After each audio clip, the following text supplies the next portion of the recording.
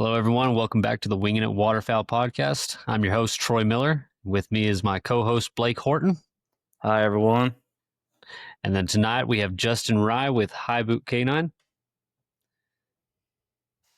Hey guys, my name's Justin. I'm with Highboot Hunting Dogs. Been training dogs professionally now for about 16 years. So I'm excited to be here tonight, talk with you guys a little bit, kind of see what we can get into, and take a little bit of a break from training dogs. Yes, sir. I said canine, and I forgot it is hunting dogs. It was canine, wasn't it? Yeah, we use a couple different names just depending on where we're thinking that, so it's all good. Yes, sir. So I'm sure if anyone listening, y'all have heard us talk about it. Justin is who I had train Ruth. Trying to remember how I found you. I think it was TikTok, actually. Yeah, TikTok has been actually really good to me.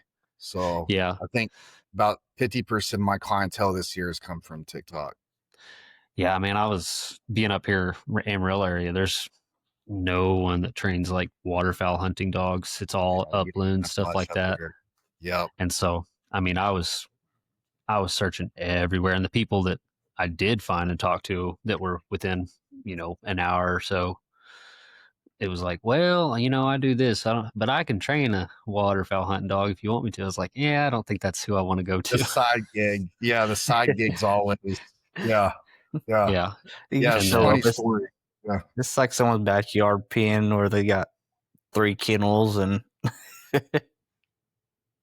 Yeah, that's, I like to talk about that a lot, like just setup in general. I mean, Troy, you've been down here a couple times, but we've got quite a bit of money and things going on just into our setup alone. I mean, that's honestly, and I would say that's 75% of this game is having the right setup, cleaning, sanitization, dog care, medical, like the dog training. I always tell people, they're like, oh, I'm considering getting a dog training. I'm just like, remember, dog training is only about 5% of what dog trainers do. Like everything else is set up, cleaning, dog care, problem solving, things like that.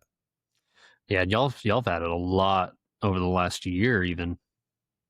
Like, yeah, we're kind of like on this kick right now. When I got into this, my parents did this when I was a kid. That's how I got into it. My family did it, and you love your parents, but different. This was back in the late '80s, early '90s, and different game back then. So something my wife and I we try to be really careful with this. I mean, I'm definitely not a liar. I mean, there's a really good profit margin in this, especially when you do it right. But we try to make certain that we take a good amount of that profit every year and put it back into the setup to make it better for the dogs. That's kind of like our campaign right now, is like upgrades, become better, become stronger, make the dogs happier, make the clients happier. So there's a lot of work and a lot of money that goes into it. Yes, sir. Yeah, I knew you'd said your dad was a dog trainer. Does he still dog train? So yeah, my dad was down here training dogs this morning. He's 67 now and still doing it. So, he's dialed it back a bit. I think he's running 4 dogs for me right now compared to when he was my age. I think he was running about 50 dogs at a time. Wow. So he's actually, I've got him on this puppy training kick. He's found like his newfound passion for, training puppies, man. So he's got 4 Labradors with him, all puppies, and man, they're hammering it out. They're having a good time. I see them all the time. I love that because my dad was gone a lot during the war, and we lost a lot of time together, both serving in that war. So it's been cool to kind of reconnect and back on the civilian side and the safety of the states. Last time I saw my dad before this is we were in Afghanistan together. So this has been really good for us and my son. Just kind of training dogs, reconnecting. Yes, sir. Now, did you tell me that you did canine handling? So I was a contract canine handler after I got out of the Marines. Okay. Yeah. Yes, sir. In the Marines, I was a fort observer. Gotcha. Okay. So you said your parents used to train dogs. Is that how, kind of take us how you got into training dogs, I guess, initially? So yeah, I mean, so I was born in Jacksonville, North Carolina. that part of the Carolinas is a really heavy waterfowl area back in the day.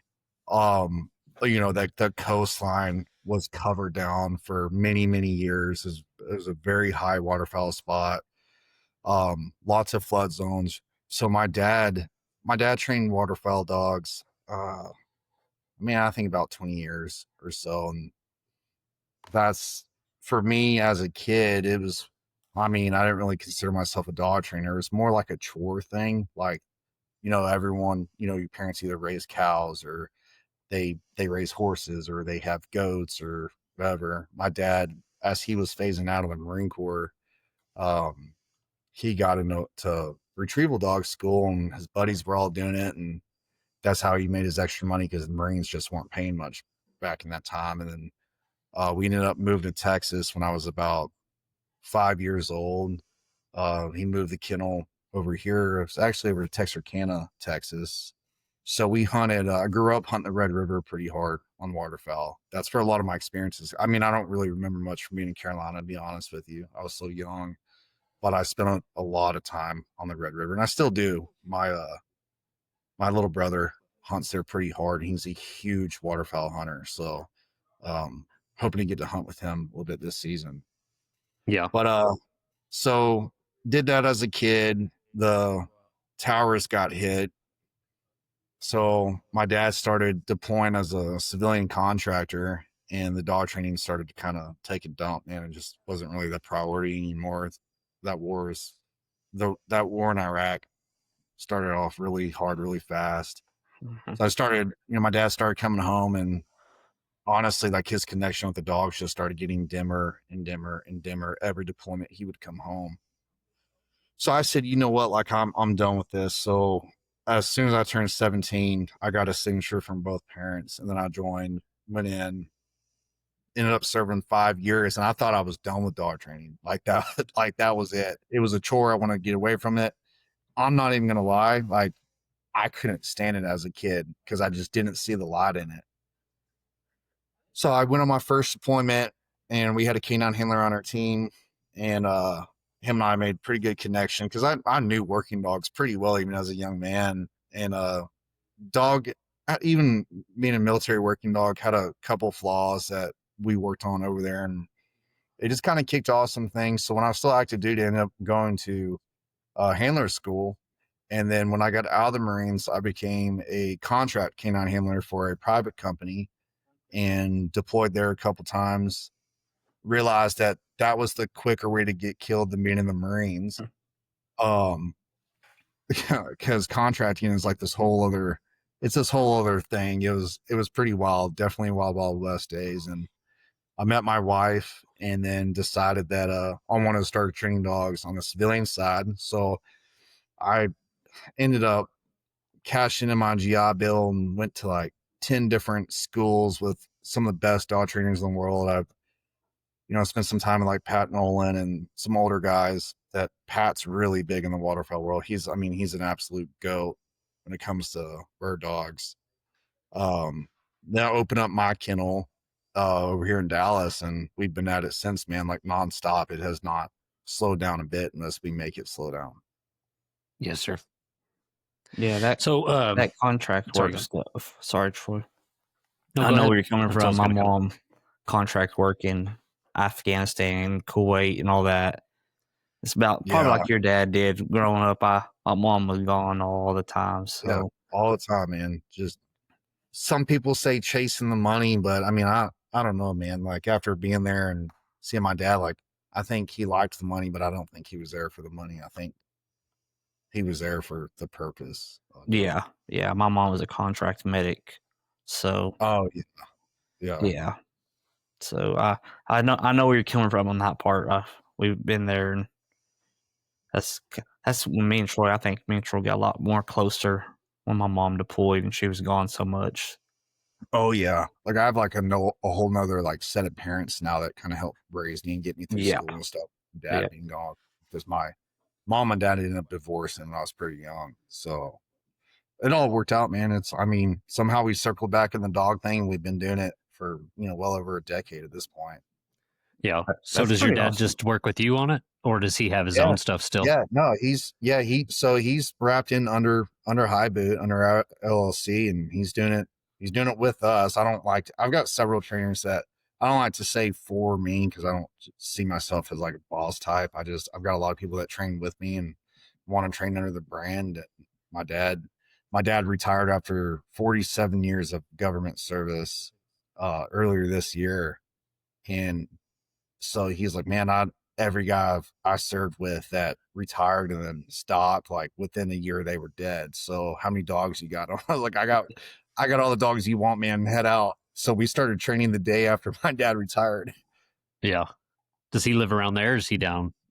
He's up in Irving. Yeah, he's Irving, like closer in the city. But like, do you remember that when you first rolled out? Do you remember that like indoor outdoor like portable wood kennel we had? Yeah. So he actually took that over to his place and retrofitted it when I bought the kennel and extended out my first kennel. He retrofitted it, upgraded it. So like he's rocking that thing on his setup in Irving and doing great out of it. Yeah. So what is the puppy training that he's doing? Is it just kind of a starter training, or how are y'all using that? Yeah, so anytime, like especially like waterfowl dogs, because in my opinion on it, and everything I'm going to say on this podcast is opinion based. That's just how the training world is. But in my opinion, especially with the way breeding is going now, without trying to shoot myself in the foot and get all the breeders out trying to kill me, but the dogs are just being bred worse and worse and worse now. So in my opinion, the training and the setup and the conditioning has to start at a much younger age. And so any opportunity we can get to get a 10, 12, 14-week-old puppy and go ahead and start, everything with Ruth. If you remember, for me, I'm big about being organic. Like I'm 100% open to e-collar pressure. I'm open to leash pressure. I'm open to introducing sources of pressure to the dog to help guide the dog. But I don't take dogs that have no will or no want to be in the field and make them hunt. I don't do that. I just don't do it.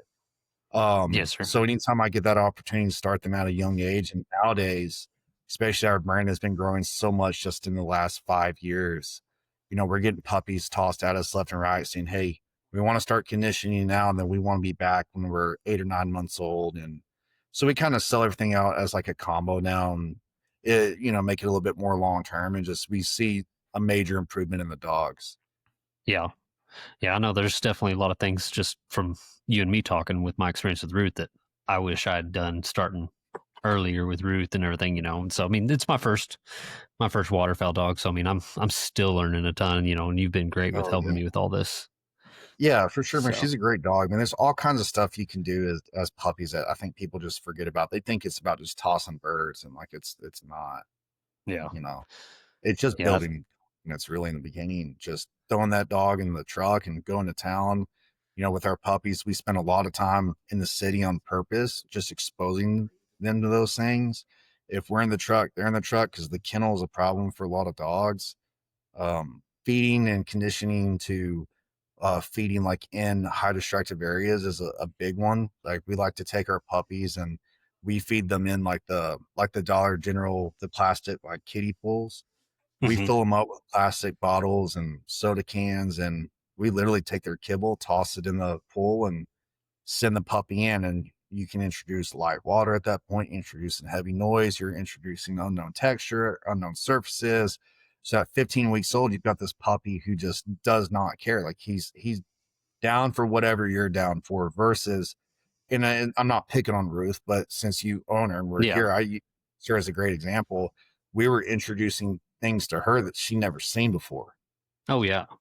Yeah. And that's a big confidence boost I feel like she's had since I've gotten her back from you, is trying to take her to town more. And because I take and bathe her at Tractor Supply at their little self-service pet wash, and then instead of just getting in, getting out, I like to spend some time. We're going to walk around and see people and do some leash time and everything, And that seems to have helped her quite a bit. And then just riding around in the car with me from time to time, taking her out to the lake and stuff like that for, doing some scouting and training.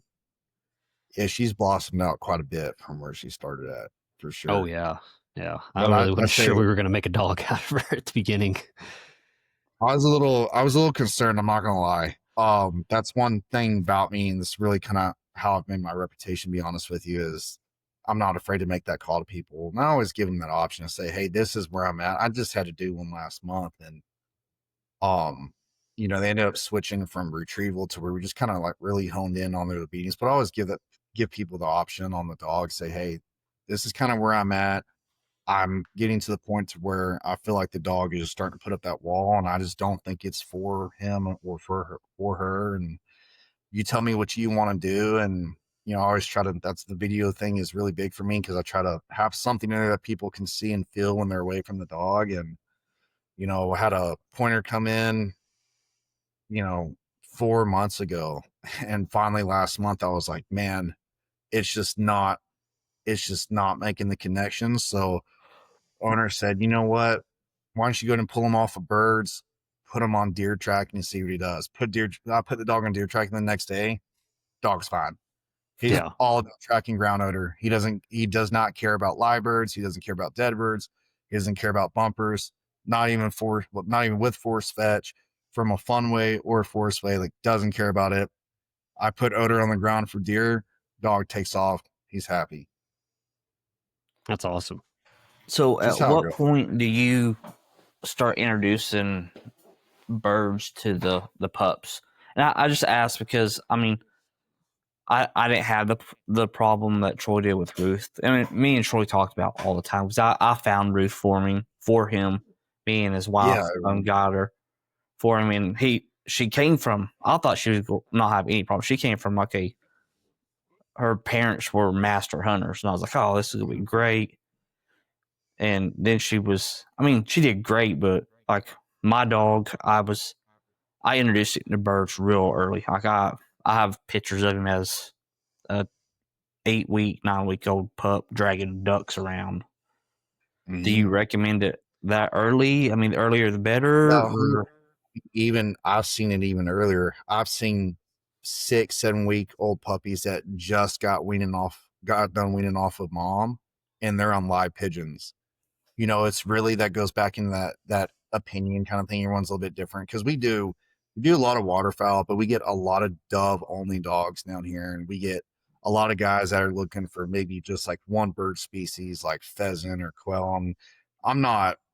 I don't dive into things that I don't feel super comfortable about, but I mean, it kind of all wraps around the same thing, to be honest with you. So, with that though, like any dog that I'm gonna take and hunt with, when I have the opportunity, I'm gonna get birds in that puppy's mouth as soon as possible in the most fun way. It's not the most, like, I would say, economically correct method, especially with people who are like, protect the feral pigeons and things like that. But we do like pull a pigeon.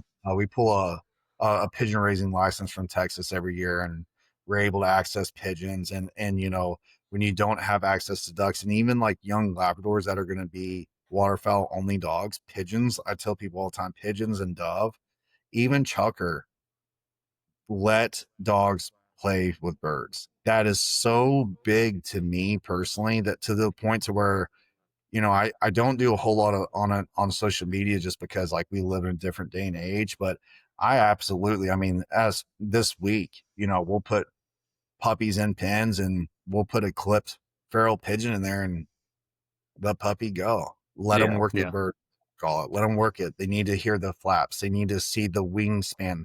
They need to see the motion, the movement. Because like Ruth, that, like in the beginning, Ruth is, she goes in for the retrieve bird flaps, she's out, right? She's gone. Like, she's like, no, right? So it's just building and building, building. But when you have these young pups, you can absolutely let them play some games that, it's all part of just how the world works, in my opinion. But, feral pigeons, I don't really see what purpose they serve besides making a huge mess on things and spreading viruses and stuff. Yeah. So any opportunity to get a young pup, put them on birds as soon as possible, even dead dogs. That's great. Yeah. So on that, with starting out those young pups, and you're talking about kind of getting their confidence up, what's kind of your best, I guess, what you'd consider best practice for kind of, at home, getting them ready to go to training? Like, what would you suggest, like kind of the steps to take to build that confidence and everything, and not creating bad habits? There's a couple things out there for me, man. Like, number one, I say is like take the step outside with the dog. A lot of people, they get into that cuddly mode with the dog, and I mean, I'm even guilty of that. I've got one in here right now that we just got done from Wyoming that I'm like, dude, I can't stop picking this dog up. But my number one rule is God gave them 4 legs for a reason. Let them use them. Yeah. If they're old enough that they're off of mom's tit, they're old enough to walk. And as hard as even for me to not just want to like pick them up from the kennel and carry them to the office, we walk. So I say my number one thing is don't treat them like children, especially if you have the goal to hunt with them one day. Don't treat them like children, because when you coddle these dogs and you build that human necessity connection where the dog has a major lack of independence because of you, you're actually doing a lot of damage to the dog. My number 2 thing is food. My opinion, whether you're a dog trainer, dog owner, a canine handler, whoever you may be, but if you have a puppy in your house and you're just putting food in the bowl and putting it down for the dog, I think you're just wasting the dog's potential. I think you're just killing it. My number 2 go-to for training dogs, is especially puppies, is I utilize their meal time as a thinking time. It's not that I'm punishing them or I feel that they have to work for their food, but what do they speak? Like, what part of English do they understand? Because if I could come in and act like God himself and say, hey, in a year, I want to put you in this boat. I'm going to haul you 3 miles down the river and then put you in a duck line, and it's going to be negative 15 degrees. And I just want you to sit there for 3 hours. And then after that 3 hour period, I want you to start hearing all these loud things go off right next to your face. And I don't want you to get nervous about it. I want you to just deal with it. And then I want you to pick up the dead things out of the water that's super cold and is trying to kill you, and then bring it back to me, and then sit there and be patient again while I hunt. If I could have that conversation, it'd be a lot easier, but I can't, right? But I can have that conversation through food. I have a choice I make with every dog that comes in. I say I can put the food down for free, or I can go do something productive with it. I can take that food and start teaching them how to heal now, right? I can start teaching them that delivery command now with food. It's fun. It doesn't have to really maybe have a label on it, but I can start creating the conditioned behavior to it. So using all 4 feet to walk and using food to do beneficial activities. Yes, sir. You talked a minute ago about the loud noises still, and I had a lot of buddies that had duck dogs when I started up, and they were like, and this is a big opinion, I've always want to know every trainer's opinion on this. Do you start introducing like pop guns and loud noises at puppy stage, or? Yeah, so yes, and yes. How I do it is probably, if you put 10 dog trainers in a room, I think you're gonna get 10 answers. And that's something I love about the dog world. The way that I run it is like, if I'm running the activity and something that's going to equalize out to the dog hunting, whether it's like them just pushing bumpers or they're pushing, a pen raised bird, I make sure that I always have some sort of background noise associated with that. So like really, really young puppies, I like to take the, do you remember the old little snap poppers that you would get out of fireworks? You just pop on the ground. Yeah, you can buy those on Amazon. So for like young puppies, I'll literally just go on walks, and as I'm walking, I just throw them out on the concrete road. And you wouldn't believe like how much benefit that has to a 12-week-old puppy. Yeah. So I'll do that. I'll do that with my bumpers for a little bit. And if, bird's out in the left zone and it's just a young puppy retrieve, so it's 15, 20 yards, I'll have somebody in the right zone just popping poppers. I do that until I see nothing in the dog's body that indicates that they're associating that in a negative way. They're not paying any attention to it. If they mark it, I'm cool with it. If I see any sort of anxiety or reactivity or any kind of like sudden stopped movement from the dog, then I just keep slowly working. And then I like to go up into like just 22 primer loads, which is just a 22 primer. Like it's not much, but it does have a decent decibel rating to it. And then I'll play the same game. I just start stretching out a little bit further, a little bit more activity, but I always work the gun off of the dog. I work it hundreds of times until the dog just says, I don't care. I bring the gun in slower. Anytime that I'm going to shoot by a green dog's head, I always use a primer load first before I even go into just a blank round, to be honest with you. Yeah. But I like to associate that sound with something really, really fun. That's huge. Gotcha.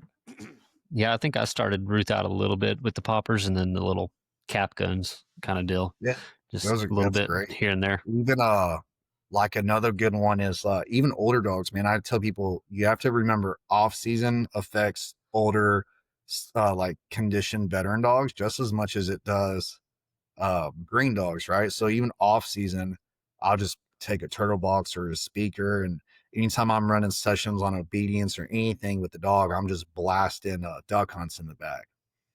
Oh yeah, I never would have thought of that. Just let it launch. It's not just the gun; it's all the different sounds, the calling and everything. Everything. Calling's a huge one too, because that, I'm sure y'all have seen this, but that throws off a lot of dogs. People over focus on the gun and they forget to run a call on the dog, and then the dog hears his first call and it's out. Yeah, it's scary. That's when I work bumpers with my dog.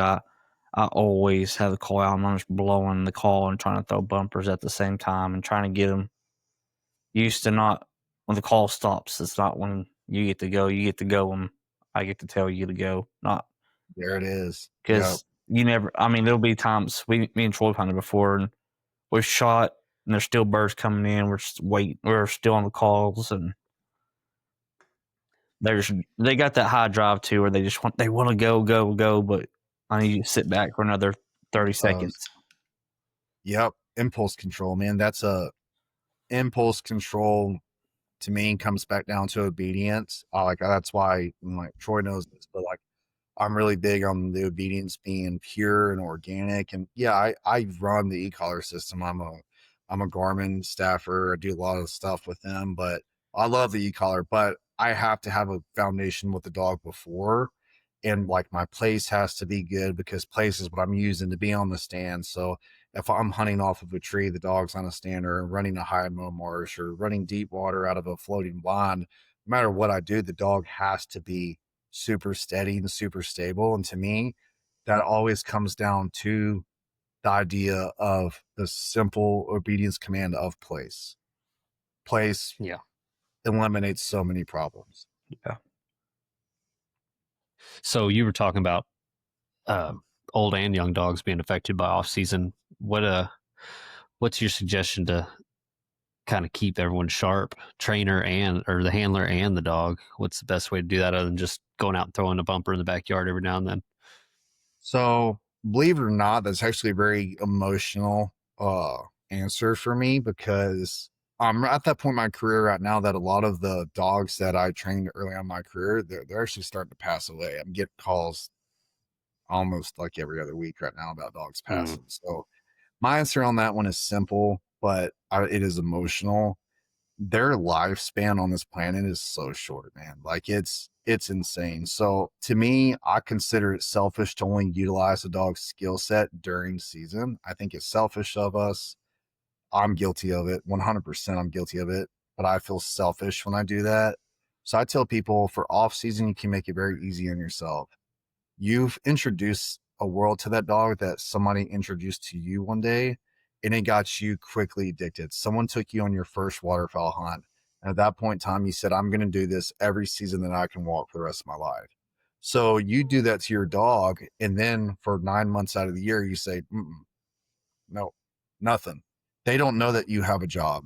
Like they don't know that you have kids that you have to pay attention to. They don't know. You may think that they know, but they don't know.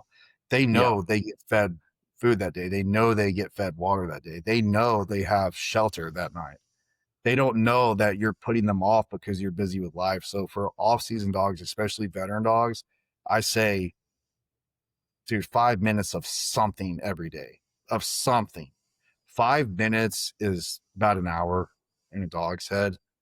5 minutes can go a long way. On your way out the door, take a, dowel rod, bumper. a decoy bumper, something, right? Or work on the heel, work on your delivery to the hand, like just something, make it fun for the dog. Use the dog's breakfast. I love to use food on trained dogs too.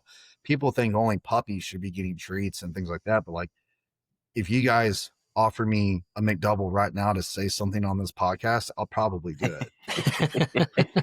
Like, yeah. Doesn't go away with age. I'm 33 years old. I'll still do things for food, right?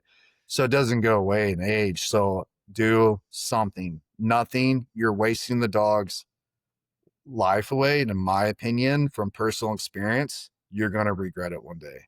You're going to say, I wish I'd put, you're going to think of the hunts, but then you're going to think of the off-season time and like, man, I could have went to the lake or something and just thrown for him in the summer. And he's just going to be a memory on the wall one day. Use your off-season time wisely. Spend time with him. He wants you to. The dog needs off-season time as much as you need to go to the range and practice your shooting so that you're actually hitting birds. Yes, sir. I get that more here lately. My dog's 4. And I just sit there. I'm like, man. And when I work, I'm gone for 2 days straight. So when I come home, you know how they're all excited, and I'm just like, okay, quit jumping on me. And then I was gone for 16 days. I was up in Wichita Falls fighting wildfires. And I came home and he did that, and I was like, man, there's gonna be one day we'll come home and I'm gonna miss him doing that. But we've gotten better about me and my wife. We'll throw the ball for 10 minutes every night for him. Yeah, that's 5 minutes a day of something is better than nothing. Yeah. Yeah, I just lost my dog. I guess it's been about a month and a half ago, somewhere in there. And she's my little buddy. Went everywhere with me. That's before I had kids, single, all that. She used to go to work with me every day when I still worked EMS, all that. And then that was rough. It's hard. Yeah, so mine's coming up on 10. He'll be 10 in February, and given we're very blessed. I mean, especially me being a trainer, he's in great shape. He's conditioned really well. He's active every day because I have him on the training roster, so he goes to work with all my training dogs. But I know it's gonna come. Like I know it's gonna come fast with him too because his brain is there, but you can start to see his body. And it's just, man, it kills me every day because I'm like, obviously there's that emotional connection that I have to him as a dog, right? But then there's also you're going to have to do it again. Yeah. Yes, sir. Yeah, it's rough. Real rough when you lose one, especially. Yeah, and a good one too, man. This guy, he's almost 3,000 birds in 10 years. Wow. Yeah, I was going to say, I knew you told me the number the other day, and I couldn't remember what it was whenever I was down there the other day. Hopefully this season we're going to hit 3. Yeah. But he guided for 3 years straight. So do you get to hunt him with dogs when you're training and stuff? Oh yeah, I always take them. Senior, like veteran dogs are the best puppy trainers, better than human trainers. Yeah. Senior dogs train young dogs really well. He always goes. So sometimes I have to kill him a little bit more depending. If I have a trailer full of dogs, if I have 8, 10, 12 dogs with me, he's there. I don't get to see him as much as I want to, but I really like him for those dogs like Ruth. Him and Ruth have spent a lot of time together because Ruth just like, she had to see it and know that I wasn't trying to push her off a cliff. And then once she saw another dog do it, she was like, okay, bam, right? And Rex is just a really, really good dog for that. Yeah. That's what we've kind of talked about that on our trip coming to Nebraska, that we have 2 younger dogs going and we have 2 senior dogs going. And we plan on pairing a senior dog with a younger dog. So that's a good idea. When we go out, and the senior dogs will get more tired a little bit faster than those younger dogs. So, but just to have that extra help and they can see another dog work. And dogs are real competitive too. So when a young dog sees an older dog doing something that they're still kind of making their steps in, a lot of times I'll see the younger dog, they'll kind of multiply in energy levels and enthusiasm in it by sometimes 10. And then I'll run senior dog. I'll, Troy and I talked about this the other day, but the art of denial is a really nice form. Denial is huge, man, especially in dog training. And people think push the dog, and he's going to do it until he does it right. Right. And I have seen a lot, like as I've grown as a trainer, the art of denial goes a long way. Like, especially with Ruth, I would just hold her back and say, well, fine, we don't want to give 100%, so we're not going to do anything. I do that for 20, 30 minutes, and then I put her back in, and that dog is whatever we want to do, she's down to do. Yeah, I knew you'd said that the other day, and that's all I wanted to make sure and touch on with that is you talk about that art of denial. Art of denial is it's definitely an art for sure. Yes, sir. Now, do you suggest doing that like at home training? Like if we were talking about how Ruth's kind of mentally shuts down when she's tired and done with it. Do you something like that at home? Do you think? I don't know, breaking the bag too early, but since we're on this subject, this is a newer system that's becoming pretty popular pretty fast, and it's not. I mean, I think it was made for trainers, but anybody can use it. But I mean, dude, this thing in the last like 2 seasons now, in regards to denial, and just kind of observing and watching, especially the dogs that like to fetch, but they kind of have some stage fright. They're not like those necessarily like a trial worthy dog. They want to fetch. They just want to hunt with a trainer. But this system is from Avery, and Avery did a really good job on this, but I can take a ratchet strap and just hook this to a tree. I can hunt with this. It's not just for training. This is in my hunting bag. It's going to go with me here pretty soon, and I'm going to put dogs on this live on the hunt. So a lot of people in the blind, they spend a lot of time correcting a dog that doesn't need to be corrected, right? What did you look like hunting as a 6 or 7, 8-year-old? What did you look like comparatively speaking to now? You were loud, moved around. Your dad didn't beat you for it, or he may have. I mean, I don't know. He may have, right? But there's absolutely no reason we should be getting mad at a dog that's excited, right? Yeah. So with this system, it's remote controlled. It's got an internal battery in it, and I can just run a cable to the dog's collar and put them in the blind.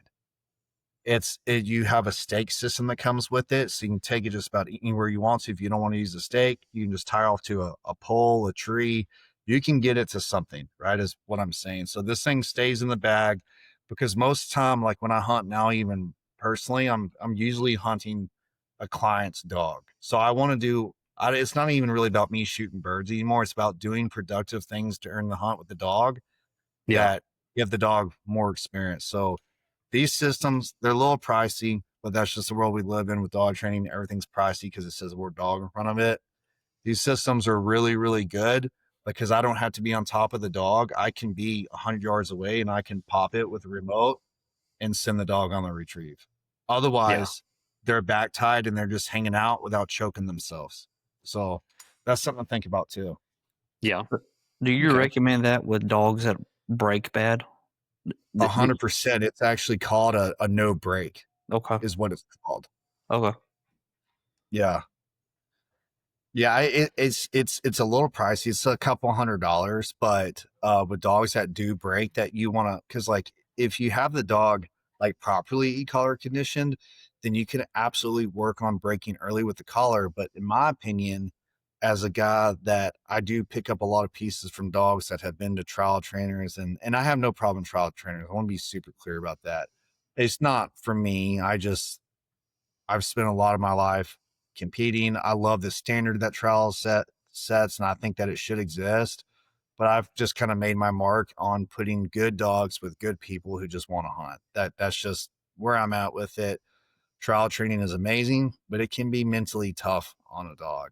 A 600-yard blind retrieve is I think that's a great skill set to have. But me personally, I don't see myself using that with my dogs. I like to make sure people have that option for maybe their dogs just aren't cut out for that. That doesn't mean that that's the only school that they can go to. But with these young dogs, people are really fast to take that collar nowadays and just stem the dog, and the dog's off place. So like dogs getting hammered. That time the dog is not a diminishing feature of the dog. It's not saying that the dog can't be trusted. It's the dog can actually teach himself at that point. Why am I just constantly tethered here? Now, what am I doing? The moment he gets steady, I can release the dog off. And how many times do you think that it has to happen with a domesticated animal before they pick up on that trained behavior and say, every time I get steady and just look out there and I get real calm, he releases me and lets me go. But every time I'm ripping, barking, pulling, and going crazy on this line, he just ignores me and leaves me there. Their dogs are very quick to pick the path of least resistance, right? And then say, okay, I'm going to go with quiet, stable, and calm. And then I'm going to go hunt because that's what Justin's letting me do, right? So instead of me just hammering this dog out with an e-collar like a lot of younger trainers are doing now, I can let the dog teach himself. It takes more time, it takes more patience, but it has a much better outcome. That makes a lot of sense. Oh, yeah. You were talking a little bit earlier about with me on Saturday whenever I came and picked up Ruth from Refresher. You're talking, making sure that we're doing a little bit of progress every time, but holding doable standards and goals, I guess, kind of deal. So, like with someone like me who's a new to waterfowl dogs, and I've got a new dog and everything, and she's not, like you had told me from the beginning, she's not going to be a trial dog. She's not going to win any medals, but she's going to be a good house dog and she will hunt, kind of deal. What is the kind of the goals that I should be setting both for me and for her? I guess realistic goals, kind of deal that I need to be aiming for and setting for myself and setting for her. So your answer is kind of in your statement. So I say with every dog that I take in, I always if you think back to our first conversation, right? On the phone, I ask questions that make me maybe sound like your therapist or like a job interview, but I ask those for a reason because I know you're sending me a chocolate lab, or I know I'm getting a black lab, or I know I'm getting a yellow lab, or I know I'm getting a pointer. I know I'm getting something that probably genetically maybe wants to retrieve. But what I don't know is how this dog is being raised and what an average day in the household looks like for this dog. So I would say like your answer to that question is in that statement where it's realistic expectations, right? Every dog that we take on in our life, we have to have, once we figure out kind of the personality trait, like I've got Ruth figured out. I mean, if I had to write a book about Ruth, I feel pretty comfortable writing it. But you've got to understand the personality and the mental function of the dog. And then you have to set the expectations for what you are going to look like as a team based off those personality traits. Yes, sir. So every dog that I have a program standard, right? I have things that I cover down with on every dog, but the goals that I have with every dog is different. It's based off of what that dog's life looks like, what the owner looks like, what the owner acts like, what the owner does with the dog, what the owner doesn't do with the dog, and what the owner's spouse does and doesn't do with the dog. Because that's a huge piece. So setting realistic expectations with every dog that you take on is going to help create the path to success. And I'd say like for you, to kind of specifying those goals, right? We've talked a lot about what hunting looks like for you and with y'all being buddies too. And, it's probably very similar, but what does the hunt look like for you? How does the dog adapt into the hunt? How do you keep the dog safe? How is the dog productive during the hunt? And then and here's one that I love talking about because people don't talk about it enough. How do you problem solve the issues of that dog's personality trait while on the hunt? Because a lot of people don't, right? They just don't. Everyone wants the best, especially the dog world, because it's so competitive. But every single one of these dogs has issues with something on the hunt. The thing is, though, some people take the video and put it on social media for the world to see, and some people don't. They never tell the world about the dog's problems. Every single one of these dogs, including my own, has problems, right? I my personal dog, I mean, to this day, I mean, I've trained literally thousands of dogs at this point, but for some reason, and I think it's because he guided up north before he came down here. But my dog likes to round the mark. Like, even if he clear as day, like sees the mark, he runs odor in a wide circle around the mark. He always goes back to it. He's pretty fast, but it's just like my last dog didn't do that.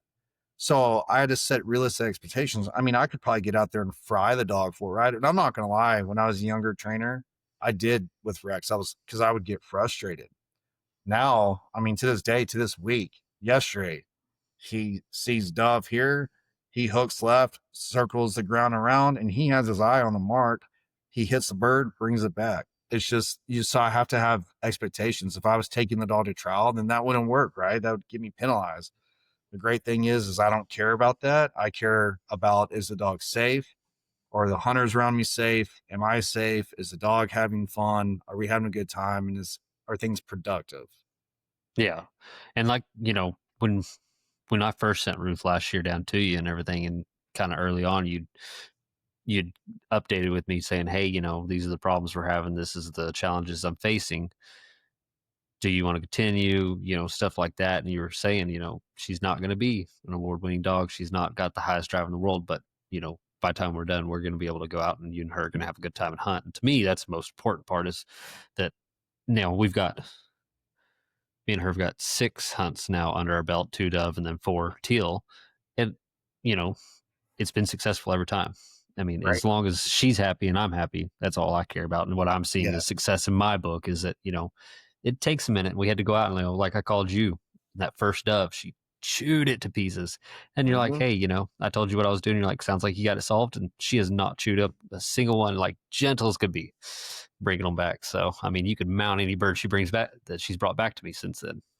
Yeah, and it only took once, right? Like that's what I love about doing this is just getting out there, finding the problem, solving the problem, but in a productive way, not in a fast, masculine way. It's just putting some heart into it and saying, hey, the dog did that.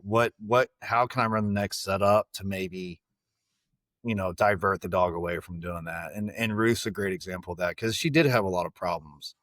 There was a point in time where I didn't think Ruth was going to hunt.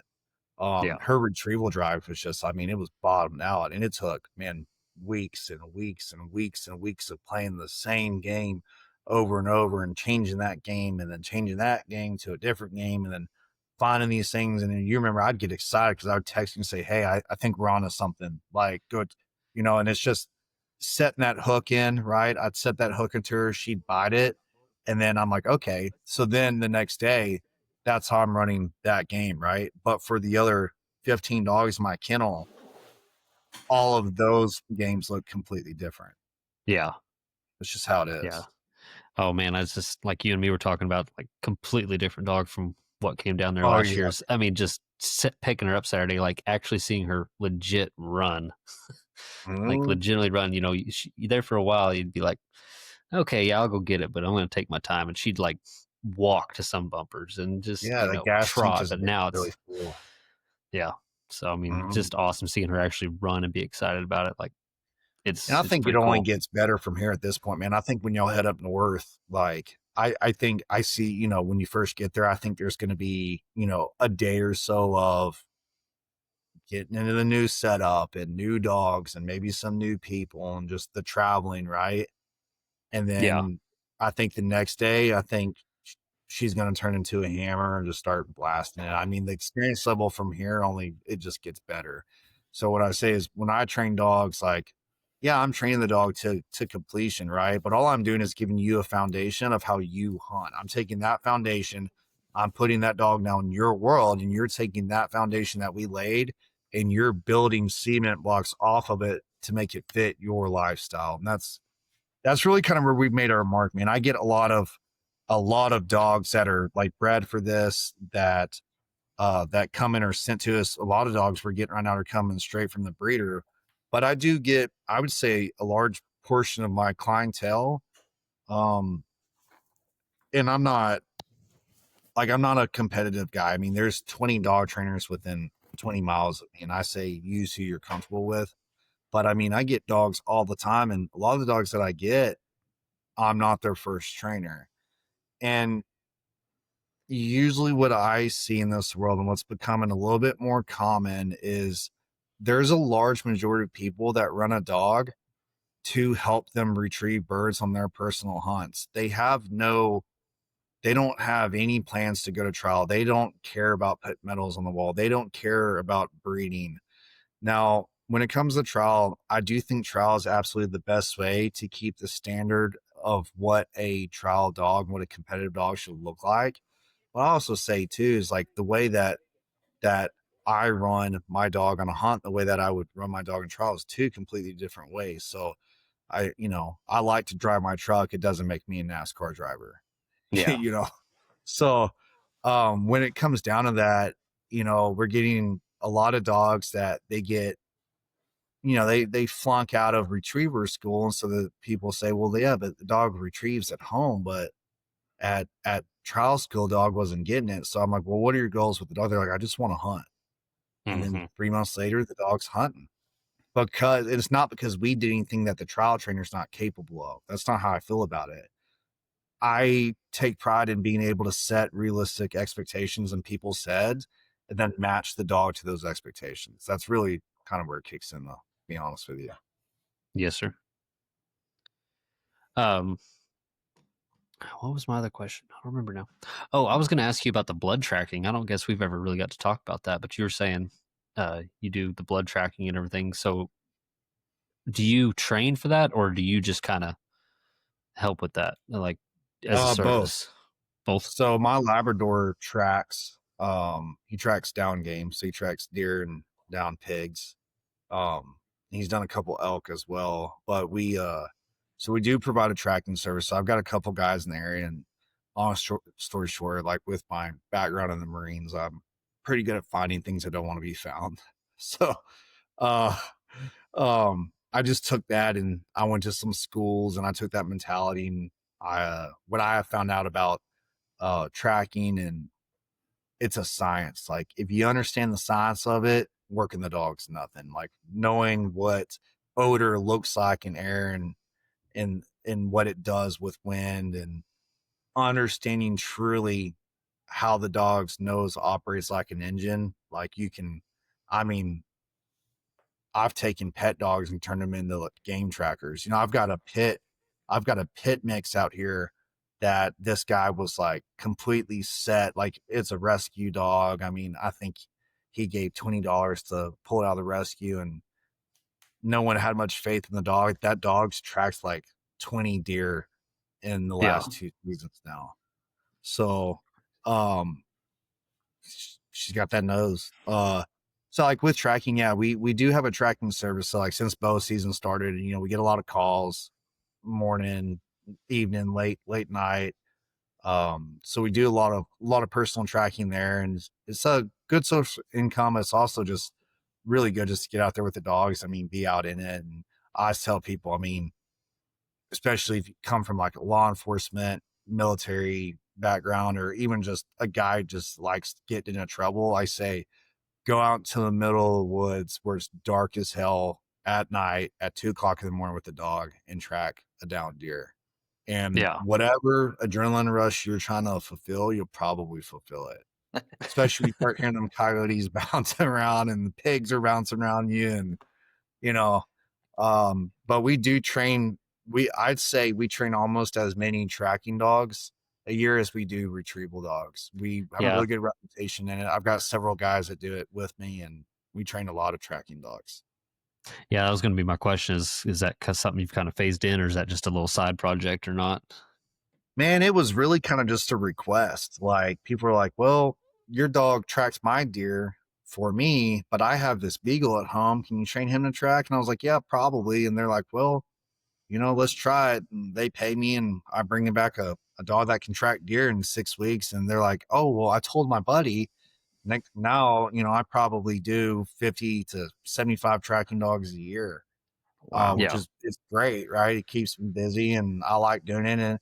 And I try not to like BS people, but dog training is very mentally tasking. I tell people, like, no matter what you do, whether if you climb towers for a living, or if you fight fires, or the thing about a lot of people's jobs is they get to go home from it. But like when you're raising 30 dogs for people, like it's at home with you. Like it doesn't end. That dog's sick at 2:00 in the morning. Like you're with it. So with tracking, it's definitely helps take some of that mental like taxing feeling off, where it's kind of like a shift. You know, we do so many retrievers as like, all right, now I can kind of take a mental break here for a month or so, do some tracking and get back into retrieval. And I can put the same heart into the next dog after Ruth that I put into Ruth, because I'm not burnt out and over gassing myself doing one thing, you know? Yeah. Kind of gives you some variety. Big time. And I mean, I will say, you know, especially you guys being waterfowl hunters, what's the number one problem that you have? It's probably, if I was to guess, it's probably finding locations to hunt at, right? Oh, yeah. Yeah. Start tracking deer for a living. I'll take you wherever you want to go, man. I got 100 spots. Yeah. I have keys to people's properties that I've met one time, and I tracked a trophy buck for them. And I have lifelong access to their property as long as they're alive. It's crazy, man. And the amount of gratitude and humbleness. I've gone to barbecues with families that I've seen in the woods once, and now like I'm part of their family because I found them a deer that they ate that night. And that's the other thing, man. I track a lot of deer, especially here around Dallas, for don't kill me, but for guys that they don't really care about hunting, they just like killing stuff. And you know, you can kind of feel it, you can kind of see it, but it's still fun to be out there with the dog. But I also like I tracked a deer a couple of weeks ago that it's not really my business to say, but in my heart, I feel that if I hadn't found that deer, I'm not certain if those kids would have eaten the next day. Oh yeah. There's still families out there, man, that I wholeheartedly believe that hunting to them is not a hobby, it's life. So yes, only way they get to eat every week. Or yeah, this family 100% that they needed that deer. It wasn't pleasure. Yeah. So that makes it cool. That tracking thing would be good where I live. So I live in central Louisiana. I grew up in the Panhandle. I still work in Texas. I just drive back and forth to the fire department. So we use dogs to hunt deer during dog season. There's only a certain amount of time during deer season you can use dogs in Louisiana. And there's times we got to bring those dogs out that we shoot deer. And the places we hunt is thick. I mean, you're not getting in there and searching around for a deer. So you got to get those deer dogs out to go in there and find those things, or at least get you around them. That way you can try to find them. Yeah. Oh yeah. I mean, growing up in Texarkana, that's where I spent most of my childhood. You're right there on the Louisiana border. So we spent a lot of time hunting those mossy areas down Louisiana. And I mean, there are some really, really nice deer down there, but you got to have an excavator to find them. Like, so dogs are, the dog heritage is still very, very large in Louisiana for sure. Very, very. It's, I didn't think coming from the Panhandle and around that area, you're like, oh, I'm not going to enjoy watching these dogs run deer and trying to shoot them. And then you get out there and you got about a 20-second gap and you hear those dogs light off alumni deer and you're like, oh man, this is fun. It never gets old. Like it never does. I'm wanting to get Troy in the next season or two to come run dogs. I'm like, there's just a bunch of rednecks running around and Ford Rangers and little Toyota Comas trying to get in the spot to see a deer.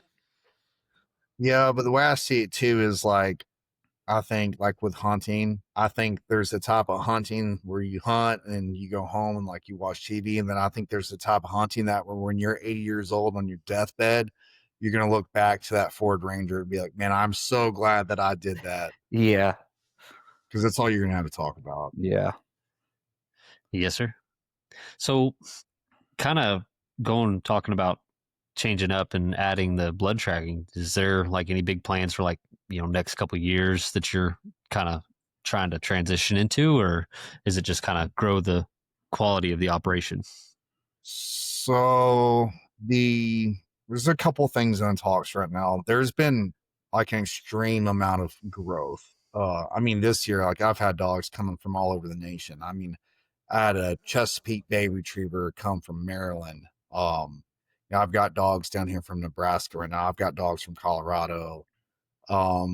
with that being said, you know, the conversation has come up several times in the last couple of years about possibly, I hate using the word for it, but the franchise conversations come up, and I'm not going to lie, like, it's been a very, very hard one for me.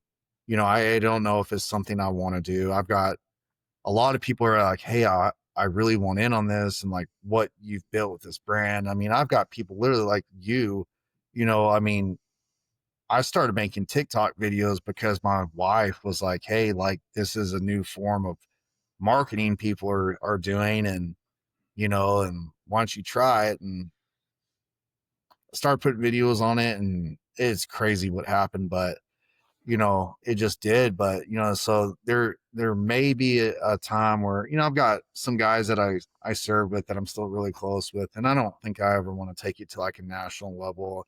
My big thing is quality, man. And like I said, my biggest customer is the dog who, again, don't kill me, dog world, but the dog that was told no by another trainer. Right. Yeah. I really like those. The ones that are like, well, this trainer said they can't hunt. And I don't take it personally. I don't talk badly about the trainer. It's, you know, everyone has their reasons. But I'm like, what do you want to do? And they're like, well, I just want to hunt dove. I got to say, one of the things I'm very proud of is my success rate there is really high. Really, really high. I mean, I had one dog that went through 6 retriever trainers, and that dog's hunting ducks and geese now. He was told he would never hunt. So, you know, I would like to see that service available, but I want that quality and I want that heart. I want the look on my face when I get excited about this. Like, people that want to do this under this brand, like, they'd have to have the same enthusiasm all year round for me to do it. But that's something that's possibly in the works. As far as like growth, you know, something that I know I mentioned this to you, but I'm almost locked in on this one. I think before this season ends, I'll be finished. But you know, an alumni program for sure. I've been working really hard the last couple of years to try to get like an alumni, like at least like a dove field or something set up to where anybody who's had a dog come into training with us, they have access to this field during season. Because I, you know, I get so many calls. Will you come hunt with me here? Will you come hunt with me here? And da da da this. And as much as I want to be, you know, everywhere all the time, you know, having a family and stuff, and I love seeing these dogs. I'm like, well, how can I come up with a way? Like, you know, I see a lot of people, they give like koozies and stuff out, right? And then you never hear from them again. I'm like, well, you know, I really get excited when I hear about a 9-10-year-old dog that I trained that like died in the field. I know that's like terrible, but I've gotten a call several times this year about dogs that have died training field in the duck line. And I'm going to be honest with you, it puts a smile on my face. Yeah. I mean, I get people that call me and they're like, yeah, well, you know, he died in his sleep on the couch. I'm like, man, this sucks. That's not the way I want to go. So when I get calls about Labradors and pointers and stuff that I trained a long time ago dying while hunting, I'm just like, man, I'm so glad that we made a big enough impact that you're still doing it, that the dog had the opportunity to pass away while I was happy. That's how I see it. So, you know, for me, getting a way to get these dogs and these owners like together, that's a big goal of mine. Next, I'd like to have that done by the end of the season, is have something, piece of land locked in. Hey, I don't care what state you're from. If you come down to Texas and you have a dog that was trained by us, you have access to this. That'd be awesome. Yeah, be, you don't hear anybody doing that either, and that's something nice. I mean, even just one thing I really appreciate, and like I said, I don't know many other trainers from, especially in the waterfowl world, but like, you pick up the phone anytime I've called or texted you and just like, hey, this is what I'm doing. This is what, and you've told me, I'll try this, do this, do this.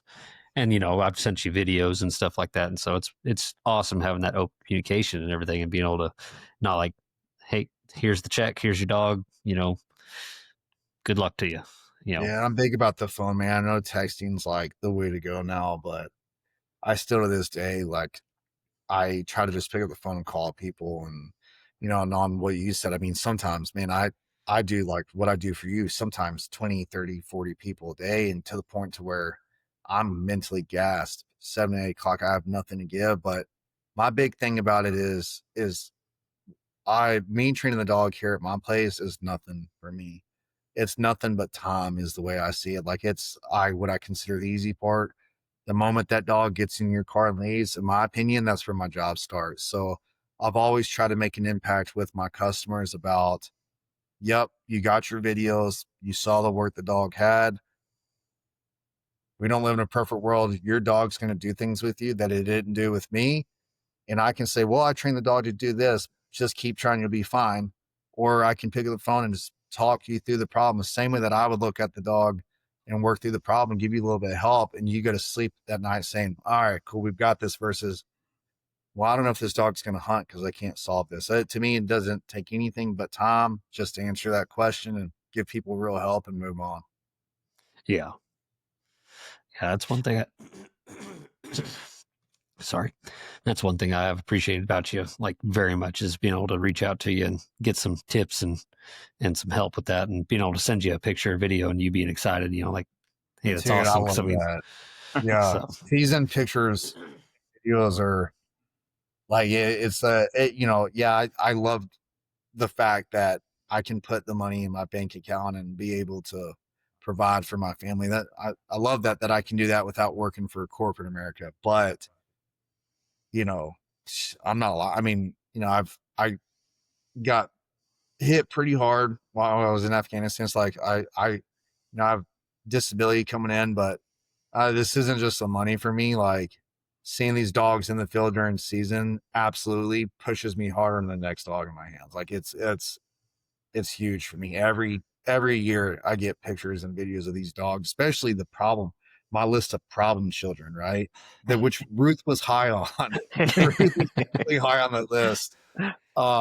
Seeing her, in a neoprene vest, swimming through the water, duck in her mouth or till in her mouth. I mean, you have your work in the dog, and I'm always good about acknowledging the owner's effort in the dog. We have a ton of work in the dog. So seeing all that come together and that communication lock in, and see that dog doing something that at some point in time, if you're honest with yourself, we all said there's no way Ruth ever does this. Oh, no yeah. way. No. Like, no way. After I picked her up back in the spring, I was like, man, we got a long time till season. I don't know. And there's just been nervous energy since. I've had a million conversations with Blake. It's like, man, I think we bought a dud dog. That's always a hard one for me. Well, you can't, as a trainer, and I'm sure any trainer you put on this podcast can test this, but man, it's tough. Like, I never want to come out and be like, yeah, but I see a lot of dogs that come from world-class breeders with trial dogs and master trialers, and there's puppies in that litter that just aren't, it could be genetics. It could be the way that they were raised as puppies, but it's hard to tell somebody, hey, your dog sucks at this. So that's why I always try to make certain that I have an adequate amount of time in the dog before I make the decision. And if you remember your phone call, I do this often. I call people and say, this is where I'm at. I think it's worth investigating a little bit more, but I'm not here to waste your money at this point in time, business wise, right? If you want to call it, I'm cool with refunding you X amount, and I'll keep this for my time. If you want me to push forward, I just want you to know I'm here for the long run, but I think it's going to be a long run, but I'll do it if you want me to do it. And to this day, I will say I have not had anyone pull a dog out of training. I haven't had it. They said, take the dog as far as you think you can take it, which I take a lot of pride in that. And for the most part, we've gotten them all really, really far. Yeah. And I know that was I think I was more excited to be able to, like, send you those pictures and videos of Ruth with her first dove, and then she was retrieving birds. And so I was very excited about that. Oh yeah, I have a couple of trainers that helped me out with her. I mean, if you remember, I was having really, really bad health issues when she was in. I was having some heart problems and things like that. I have 2 trainers that are like Ruth's uncles, and every time you post on Instagram of her, I send it to them. They're like, "There's no way that's Ruth." I'm like, "That's Ruth." I'm like, "That's her." Yeah. So it's cool, man. It's really cool. That's awesome, and you've done way more with her than I ever thought was possible there at the beginning, so I'm happy. Sure I'll see her again. Yeah. Oh yeah, definitely. Yeah. So, well, man, I think we're kind of getting towards keeping you on too long. So usually we tell everyone, kind of what your hunting bag is, but I wanted to, like we told you, I wanted to see what your handler bag is, kind of like what it is that you take, kind of give us some tips as dog handlers ourselves now. Yeah, I mean, so firstly, like I'm kind of like I'm a gear hoe, I'm big on like using stuff that I try to break it. And so the number one rule that I have that I've really honestly probably just recently kind of figured out in the last couple of years is I run a separate bag for myself for all the equipment that I need. And then I run a dedicated bag to my dog or to the majority of dogs that I'm running. And most of the time when I'm in the woods, I'm with the client's dog. So I tell people, especially with my background in the Marines and as a contract handler, is every time you go to hunt, you're taking a risk of killing yourself and killing your dog. You have to keep that in mind. Chances are much higher of the dog dying and of you dying out there on the water than you think. It's trying to kill you every time. And you hear a lot of freak accident stories about guys who didn't need to die that died because they didn't take the time to know something or keep something in the bag that would have assisted them, right? So for me, I always go into the woods wherever I'm at with the dog with the expectation that the dog's going to try to die on me and I got to save his life. That's number one thing is that mindset. And as a dog owner, and just as a handler, just a guy who hunts with the dog, you are responsible for if that dog lives or dies. That's how I see it. They're trusting you. If they freeze to death, it's because you left them in the water too long. If they heat stroke, you worked them too hard. If they snake bites happen, but there's also things that you can do to recover that dog fairly quickly if you just take the time and effort to learn it.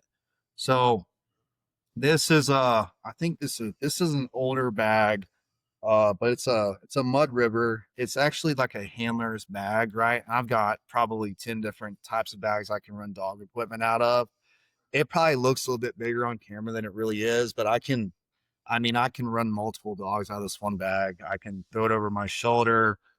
I can track it in the woods pretty well if I need to, but it's really kind of just that like suitcase for everything that I'm taking on like an easy hunt.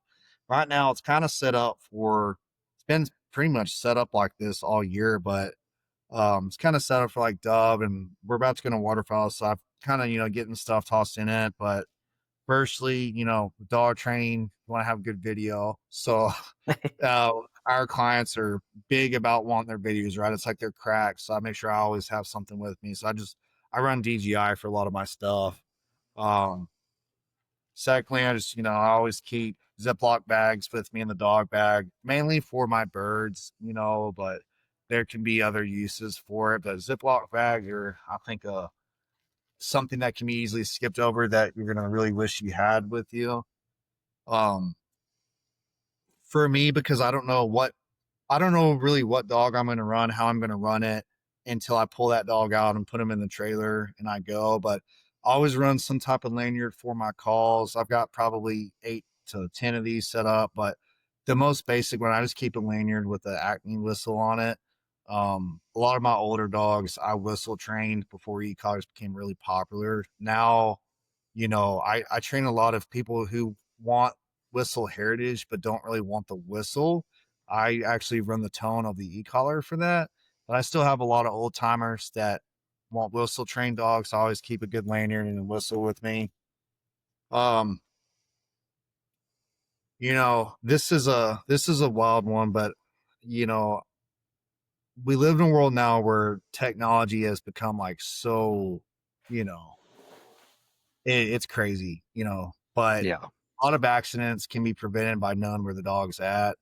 So, there's all kinds of tracking systems. You can run a Garmin that's got, a 2-foot whip antenna hanging out, but Garmin actually just recently released their Alpha LTE. This plugs into the Garmin Alpha app on your phone. So the dog can be running anywhere in the world, in the water, out the water, whatever. And I can just pull my phone out, see the dog, and I can track the dog down. So especially a younger dog, I like having and I have a like with clients' dogs, I don't go out on the hunts without being able to track your dog because I'm not going to lose your dog. So I always track my dogs when I go out. So if I don't want to run that big long Garmin antenna, I just run a Garmin Alpha LTE. What's that one that you just pulled out, the collar? How's that different from what me and Troy use? Because I use the same collar that you ran with Ruth. Oh, you use the Sport Pro? The Sport Pro, yeah. Yeah. So here's what I like about this setup. This is a Garmin. It's not a Sport Pro, but it's a Pro 550. Works the exact same way, just looks different. But your Sport Pro looks just like this. Mm-hmm. So what I like, this Sport Pro, it does not have the ability to track. It can only train. So you can only get stem, vibrate, and tone from this. But if you, for your personal dog, since you aren't running multiple dogs, you can just slide the Alpha off of this collar and you can just connect it to your training collar. Okay. So now you have training and GPS on one collar. That's cool. That's cool. Yeah. And if you look at the Alpha and you compare it to like a tracking collar from Garmin, the Alpha is a lot smaller and compact. It's not that big, massive box with the antenna. Yes. This connects to satellite. Then it just connects over to your phone. You just pull the Alpha app and you can see everything about the dog. So yeah, I think that's the smallest GPS dog collar I've ever seen. Yeah. That was actually GPS and not like Bluetooth or something like that, you know? Yeah. And what I like about it is you've got other companies out there that are running like GPS collars, but to me, it's a scam because if those collars are running off of cell phone towers and all they're doing is they're pinging the location off the closest tower. So it doesn't give you precise location. So, you know, I'm not going to say any of the names because I don't want to get served a letter to my mailbox, but most of them, you know, the dog gets lost, right? And you pull out the app and you're like, oh, the dog's here. And you go there and the dog hasn't been there in an hour, right? Then it hits the next cell phone tower and gets further away from you. And it's just a big mess. With Garmin, you know, and those are companies that you're having to pay, you know, $80 a month to subscription to. So you're about $200 into the system. And then you're $50 a year into satellite. So no cell phone towers. You're $50 a year in the satellite LTE service, and you've got a functioning dog collar for tracking. Yeah. To me, that's those. A no-brainer. Yeah. It's called the Alpha LTE if you're interested in it. And we are dealers for Garmin, so if you need something, give me a shout. I can get it sent over to you. Yeah. I knew you did Garmin now. Oh, yeah. And then for like training system, all my clients, as y'all know, like I include the Sport Pro bundle in the system. For me, being a trainer, I like to use the 550 systems. They just ergonomic to me, and I'm running multiple dogs. I'm running multiple collars every day.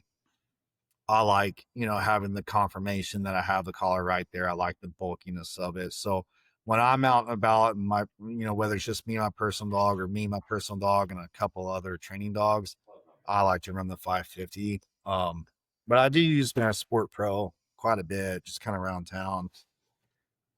Just getting into like cold season, you know, neoprene is huge, and there's so many different companies out there. I'd say neoprene is neoprene, honestly, but I did find a company over in Longview that makes like custom vest.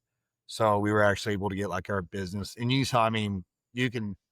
can tell this vest has been ran hard because it's discolored, it's old, but does its job, keeps all the vital organs cool. To me, that's a necessity, especially for guys who haven't spent a lot of time out in elements with dogs. A vest isn't going to save the dog's life. It's going to keep the internal necessary organs warm. Like that's what needs to happen. That water is cold. If you can't stand in it without waders for more than 5 minutes, like you gotta understand what the dog's feeling and keep the vital organs warm. So we actually, this company, but this is a Brigham Wright waterfowl vest. So to me, they're awesome. I've had this one for years. Rex runs it hard. I'm kind of dreading now to get a new one for a new dog, but they make really good. Those are easy to pack into a bag. You know, we talked about the Averys, so I'm not going to go too big into it. I do want to emphasize, though, that you don't have to be a trainer to use a system. Like a younger dog like Ruth, you have some extra money, laying around that, you're going to blow on something dumb, I do think the Avery system is something to look at, because even a dog that's been in training, like Avery system, can do magical things. Yes, sir. I run the Raider sub leads for everything I do. Troy knows this. Well, I do a lot of obedience through Highboot as well. Dogs that I like doodles and poodles and Rottweilers and pit bulls and German shepherds and hunting dogs, non-hunting dogs. Everything I do besides tracking, I do it on a 4-foot Raider leash. It's light. It's quiet. These are made by another Marine. His name's Ben Raider. He's up in Colorado. Dude's amazing. He's really kind of hit a gold mine, but this leash system is simple. It's easy to use. It's short, but it gives you just enough tethering power with the dog.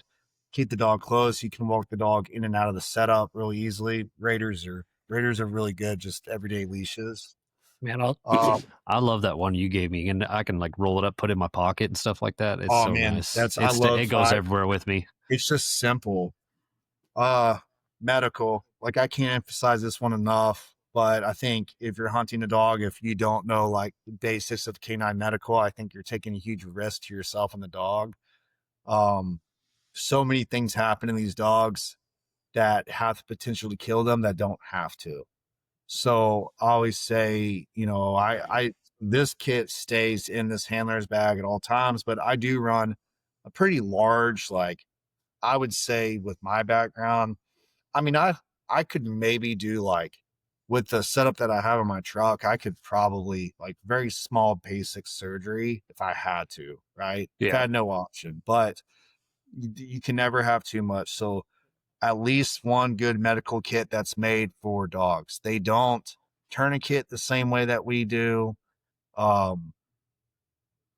There's a lot of things that they do similar to us, but at the same time, the things that they don't do similar to us need very different equipment, and that equipment is easily accessible, and people just don't keep it, and they lose the dog over something that they could have fixed. So a good canine-based medical kit, there's quite a few companies out there that make them, but just kind of, do your research. And I would say on top of that one, if you're going to run like your own, like superior medical kit, I mean, there are several classes, and things that you can do online that is based for canine, where you can do like a medical class. And you can learn about how to tourniquet a dog properly and those things, like, you'd be surprised if you looked underwater how much rebar is sticking out of water that you hunt ducks over, right? And I mean that's a bullet hole essentially. So how do you plug that, right? How do you stop that? Is it the same as a human, right? Getting that education is really big. I can't fit that in the bag, but I want to emphasize on that is, reach out. You can reach out to us. I can point you in the direction of some really good like combat canine medical instructors that could, potentially help you save the dog one day if you had to. Man, this bag's gonna start getting weirder like the deeper we get into it. I keep a brush with me, mainly a lot of like dove. You're hunting. It's, to me, dove, you're still kind of in summer.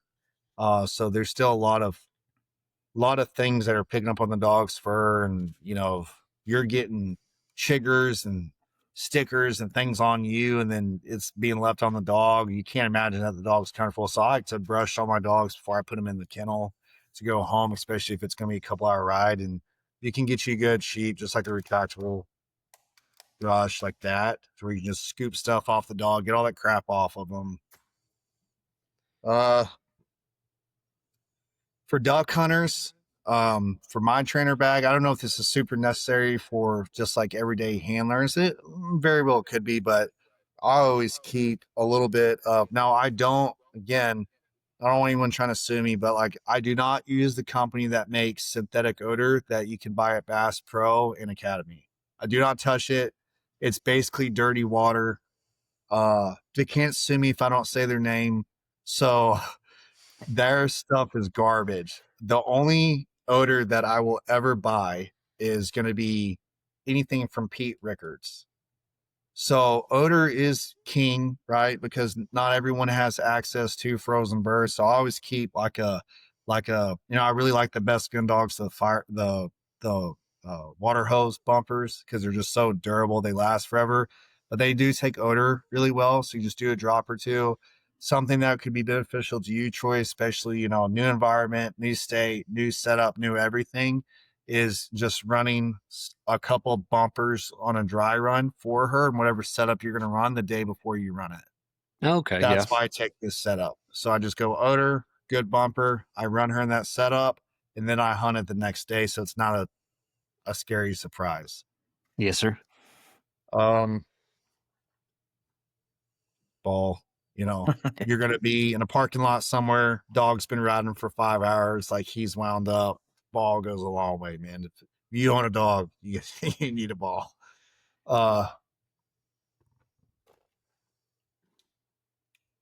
Sharpie. So, just like with humans, I think, Blake, you said you're a firefighter. Yeah. So you've got probably a medical background of some sort. Yes. So, like, being able to mark, like a big thing for dogs, even cold, people forget snakes, snakes still bite when it's cold, but insect bites, snake bites, anything that grows on the skin, having the ability to mark it and watch it grow, being able to keep a timeline is important. So I try to keep a Sharpie with me. On a more realistic standpoint, for like my Ziploc bags, I can mark down when I need to and write and all that. And other than that, man, honestly, there's some really, really old shotgun shells down in here. Someone's old rabies tag, bunch of batteries. I keep a headlamp, so batteries, all that kind of stuff. And I mean, really just what you think. I guess there's another pouch. So yeah, this is a good one. So dowel rod. This one is kind of this is just something I've learned over the years, but like, I don't know, but like, does your dog ever get like chattery in the blind? No, I mean, I know we talk about people that step on gold mines. I stepped on a gold mine with my dog. I can leave my dog in the blind, and I can park my boat 300 yards away, and he stays right there, and he does not move. I got very lucky with my first duck dog. So, but we have a buddy that his dog likes to whine a little bit, and she'll get a little chattery every now and then. Yeah, so I use dowel rods when I start like my force fetch and my hold and stuff, but also, beyond that, even like on a veteran dog, a trained dog, like my personal dog, he doesn't get loud, but he gets a little bit neurotic in the blind, and he's just sitting there and he's just, jaws just vibrating. He's amped. He's waiting for us. So I actually will just take this and I'll just give it to him in the blind and just let him hold it. It's like, I call it his binky. So all the dogs that I train, man, like, you got to think you did all the prep work for it, right? And then they're sitting in this blind, and y'all know, like, y'all are lifelong hunters, like, most of hunting is sitting and waiting, right? Yeah. Yes. So it's like, well, you're on your phone and the dog's doing nothing, and now you're mad at the dog for being bored or doing nothing. So with the Labrador, a dowel rod can go a long way. So that may be worth the, especially with Ruth, man, because with Ruth, we've had so many reps in and out of putting things in and out of her mouth, like just cutting a dowel rod before you go up north you can practice it from the hotel room or the Airbnb, wherever you're staying. Dowel rod goes a long way for dogs in general. Yes, sir. If you're snacking because you're cold, especially going into waterfowl, you're cold. I mean, the body burns a lot of energy. So dogs do ingest and digest food a lot differently than we do. But most dogs in the domesticated world that we live in, y'all's dogs are a very, very small percentile out of most people's dogs in America. So if you're sitting there eating peanuts and beef jerky and stuff, I'm that guy. I'll take some stuff from my dog, because like, more cold means more energy burned, means more calories burned. I'm not going to sit there and just feed this dude, snacks all day, but just some good beef liver, something something just kind of easy to digest. I don't ever want to see an accident happen because the dog is not necessarily malnourished, but he doesn't have the nutrition that he needs that day because he just burnt it all. Now he's running a 100-yard swim in the water and he drowns because he didn't have 10 pieces of beef liver. That's just a personal thing for me. I try to keep snacks in there for the dog. Be careful though. Don't, overfeed the dog and the kennel, make them distracted from the hunt. But every now and then I'll just take a handful, give a little bit of the dog. So I know in my mind, I know that we're going to have a heavy hit here in 20 minutes and I want all of his energy levels up. And then just, ear pro. I think every hunter probably has ear pro with them, but just some ear pro. And since I do run a leash, if I'm tracking, until these are really old gloves, but if anytime I'm tracking, I like to run a nice pair of the mechanics gloves. They're lightweight. They're easy to run. These have a lot of tracks on them, so they're broken real nice, but just protect the hands. So if you're running dog in any capacity, something to protect your hands on that leash when that dog's amped up, wanting to pull a little bit. Awesome. That's pretty much it, man. Dog bag. It's a lot, but they require a lot. Yes, sir. Well, Blake, what questions you got? I mean, we kind of talked earlier about just starting your older dogs on more your casting than anything. I mean, I didn't have mine casting very much, but we've been working on it a lot lately. So yeah. So keep in mind, like your left back and your left right back drills are really important for being able to cast a dog out because they problem solve a lot of things in the field. Just because the dog's 4 years old, it doesn't, their ability to interpret the information, receive the information, and then reciprocate the information back out to you doesn't change because they're older. Their ability to admit to themselves that they can be taught the information as they get a little bit older, right? That does shift. So like your dog could absolutely be taught to cast, and probably honestly, once you get through the humps, you probably cast really well. There's several different ways that you can start the casting process and advance it. I mean, you can hit me up, offline sometime, or honestly, just, Cornerstone Gun Dog Academy. They've got a really good casting course. Pat Nolan has a really good casting course. And there's a few other heavy hitters like on YouTube and stuff that have pretty good casting courses. A lot of that stuff you can find for free now too. Yeah. But you can definitely get that dog to cast out. Troy knows a guy. Well, man, I appreciate you coming on today and talking with us. And like I said, I mean, I'm sure hopefully we'll be sending you lots of pictures and videos from up north, let you know how she's doing. I'm excited for y'all, man. I'm a little jealous, but you guys are going to have a good time there. Yeah, we're right at just less than 2 weeks now. 2 weeks we'll be actually hunting. So I think we're like 13 days out. So, well, yeah, take a minute, tell everyone where they can find you, best way to get a hold of you, whatnot, whatever you want to plug. Yeah. So, cell phone is great for me. I take a lot of calls. I like talking on the phone. You can text me, but it may take me a while to text you back. But you can reach me over at 903-556-0882. Instagram is a big plugin for us. We're on there a lot. We post a lot of videos on there, pretty active on it. Just look up high.boot.canine, and that's our handle. We'll pull up. As we talked about a couple times, on this podcast, we're on TikTok. Not gonna lie, starting to slow down on TikTok. It's TikTok starting to take a shift, and with the political climate, I'm just kind of prioritizing other things. But we do have quite a bit of footage on there, so find us at our Highboot Canine on TikTok as well. And as always, we're as long as Facebook is existent, we're on Facebook as Highboot Hunting Dogs also. So. We are located down in Decatur, Texas, but we cover all of DFW. And like I said on here, I mean, I get dogs from all over the nation. So if you guys want to just talk a little bit of dog, if you have something you're wanting us to train, you want to talk about it, give us a call and we'll chat it up. Awesome. Well, man, I really appreciate you coming on here today. Yeah, I appreciate you guys having me. Okay. Thank y'all for listening to another episode of Winging It Waterfowl. We will catch y'all next week.